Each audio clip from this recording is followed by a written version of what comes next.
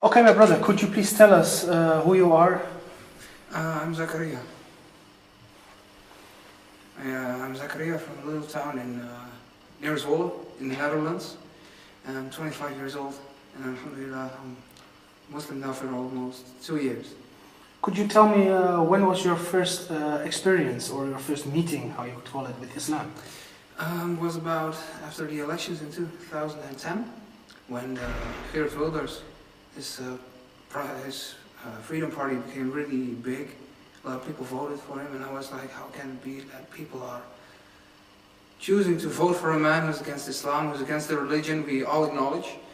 And I decided to buy a Quran and I was really interested in, I don't know, I thought it was, you know, it's an old book, 1400 years old, the Quran. I was interested in how people still, you know, so devoutly followed the Quran and, you know, the teaching of the Prophet Muhammad, peace and blessings be upon him. So I started reading Surah Al-Fatiha, and I was like, right, I expected it to be old and I wouldn't feel attached to it. But it was, you know, fresh, it was new, something new. I really opened something. And I started reading more and more and more.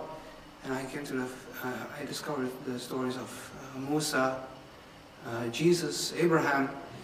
And I was like, this is not what I expected. I expected something really totally different. You know, the religion of Muhammad turned out to be also the religion of Abraham, of Moses, of Noah alayhi salam, all those prophets.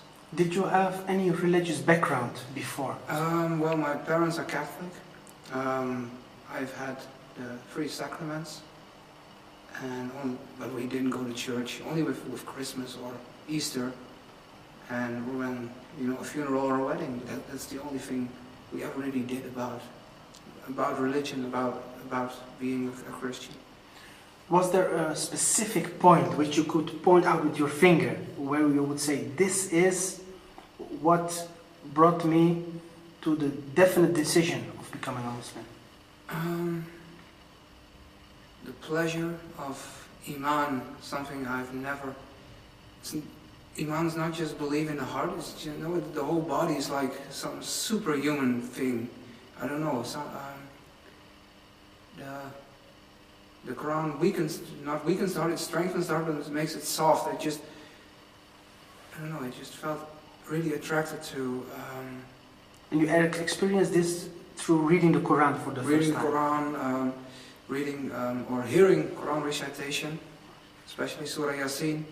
That was the first time I really, out of pure love, I really cried. For the first time in my life, you know, I've experienced, you know, deaths of young children, but it didn't move me at all. But that verse, Ayah 6, still remember it? It just shook me, my whole body. Just that intense, just beautiful. So you decided to do the Shahada at that time? Yes, it was, I didn't even know how to pronounce it. It was alone in my room because I didn't know any Muslims. I never got any dawah or anything. I was alone in my room. I was looking for, you know, how can I become a Muslim? I found some websites and I still knew some speakers. You know, Ahmed Salam from Tilburg, for example. He was famous for not wanting to shake the hand of Rita Verdonk. And Abdul Jabbar van der Ven I still knew, you know, because of the thing after the death of Theo van Gogh.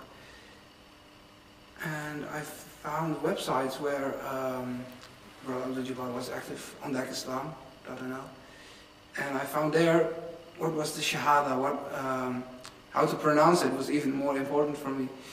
And alhamdulillah, I decided to take the Shahada, and it was the best thing I ever did. Alhamdulillah. How did your family react to that? Did you tell them, or how did that happen? Yes, I told them, but only after I joined the Jama'ah and I went to the Masjid in Zwolle, As-Sunnah, and then at that moment I felt strong enough to tell them, because my town is, not only the town, the whole area around there is very few Muslims, even few were practicing Muslims.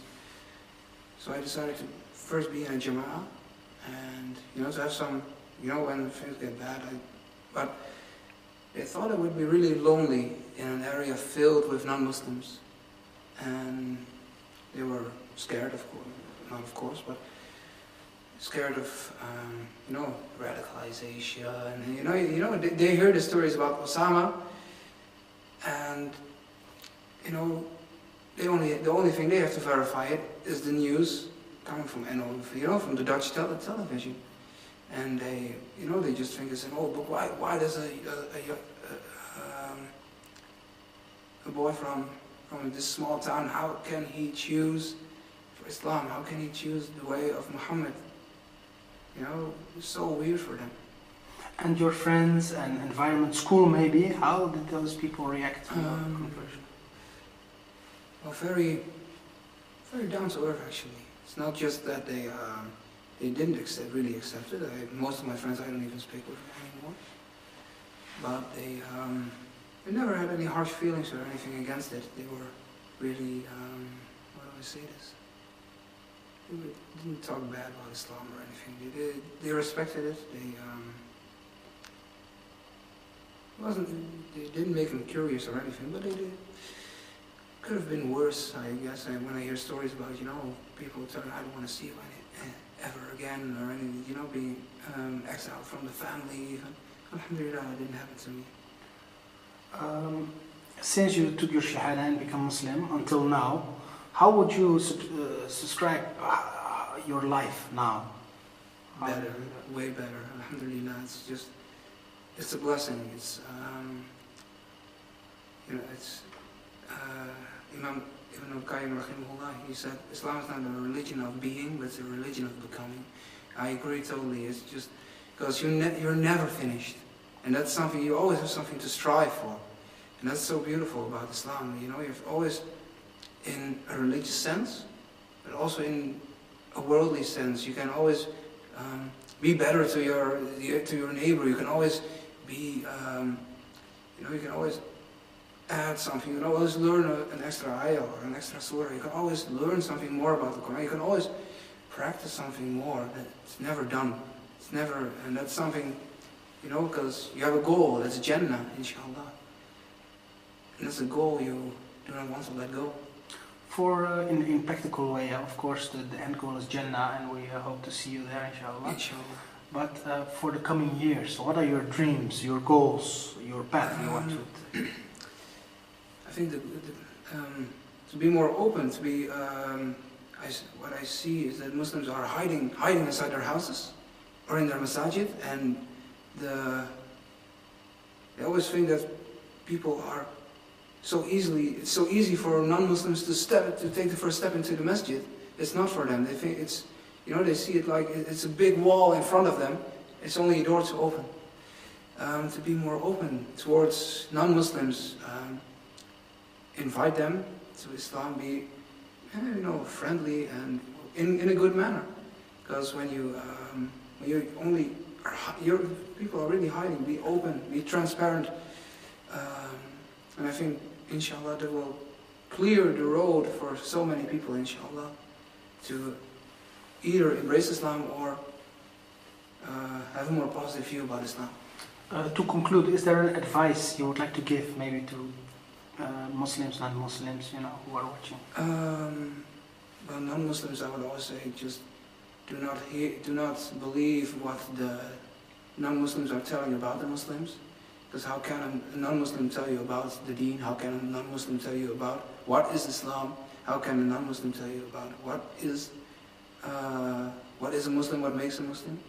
And Muslims, be more transparent. Be,